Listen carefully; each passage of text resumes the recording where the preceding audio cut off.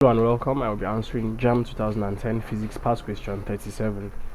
Three 4-ohm resistors connected in parallel have a potential difference of 16 volts applied across them. What is the total current in the circuit? A. 12 amperes, B. 8 amperes, C. 10 amperes, D.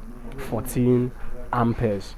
So we have three 4-ohm resistors. So three resistors of resistance value 4 ohm, 4 ohms, and 4 ohms. Okay, and they have potential difference of voltage of 16 volts applied to them. So we're asked what is the current of the circuit.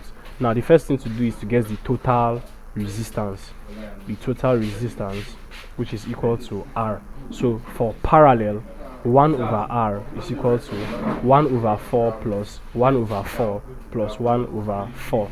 That's equal to 3 over 4. So R is equal to 4 over 3. Okay, R is equal to 4 over 3.